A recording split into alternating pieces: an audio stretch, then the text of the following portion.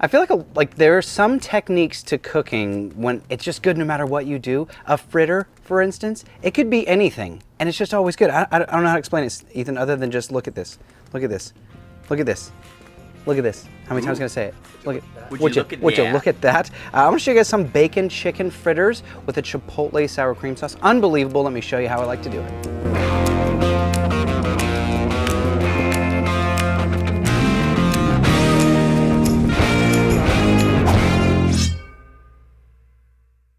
We're gonna start with our bacon, not only because we need it, because it's bacon and it makes everything better, but also we wanna render the bacon fat, because that's what we're gonna be cooking our fritters in later. So let's let that cruise. While it's cruising, let's get over to our chicken. Today I've got 2 beautiful chicken breasts.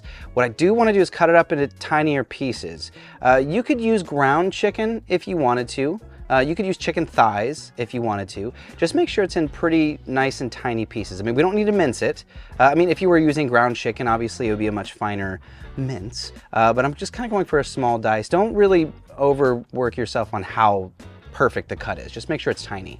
In a separate bowl, we're gonna get to our wet ingredients. I'm gonna start with 2 eggs. What we're making is a batter. So as I have my flour, you can mix it up and kind of start to see the consistency that we're working with. Then I'm gonna add some milk. And right, like you can already see, like we're almost like pancake stage, right? If you need to add more, that's cool, add a little bit more. We don't want it as thick as pancake batter. You know, let's also add some acidity, just a touch of acidity in there. A lemon juice, a little spritz of a lemon juice. That goes a long, long way. You can use any seasoning that you like, but I do want to go heavy because this is pretty much all of the seasoning we're going to get. I'm using Outlaw Barbecue. I'm a big fan of this one, but use whatever seasoning that you like and give that a mix. Now this is the base of our flavor, so when we add all of our chicken to it and mix it up, you'll start to see everything starts to stick together. But I do want to add one more thing. I like the flavor of onion and chicken and bacon together, so I'm going to cut up some yellow onion. Make this pretty small. Smaller than the chicken was. We'll throw that in there. We can add a bunch of fun stuff here as well. We can add some fresh herbs. You can add more seasoning. You could really add anything that you like to a fritter. So consider this more a technique than following the exact recipe. Also, can't forget about that gorgeous bacon. The bacon's gonna give us some crunch, some texture, and some of that smoky saltiness, which we love. Now, when you mix this up, what you're left with is, you know, a fritter base. Can I call it that, CJ? Fritter base. It's a fritter base. If while you're mixing, you notice I could use a little more seasoning. You could a mid-dust, right, CJ? You could mid-dust and keep mixing. So all we need to do now is clean up the griddle just a little bit. We don't want the little burnt bits of bacon, but we do want that glorious liquid gold. And don't worry about making these perfect, right? These aren't pancakes, they're fritters. So if they're not perfectly round or perfectly any shape really, you're still winning. Do keep them thin though. We don't want them stacked too tall. And we're looking at, I'd say 6 to 8 minutes, depending on how thick you make these. Now, while those are finishing, let's get to our sauce.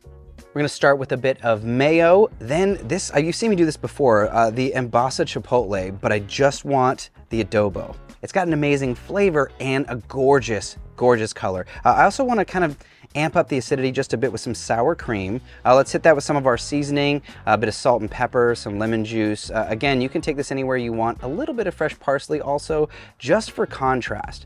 We're not adding enough to really change the flavor, but it does change the appearance. And that's a gorgeous sauce. You could use this sauce for a ton of different things too. Once our chicken fritters are finished, let's bring them over to the cutting board. Plate these how you want. You can just serve them like this and people can grab just one, like a Pop-Tart. I call it, it's like a Pop-Tart, like a little chicken Pop-Tart, nothing like a Pop-Tart. Or you can slice it and present it in a very, very elegant way. Adding the sauce on the plate, hit it with a little greenery, just a little bit of parsley just makes the plate pop. And what you're left with is a very fast, very simple, and a really delicious appetizer.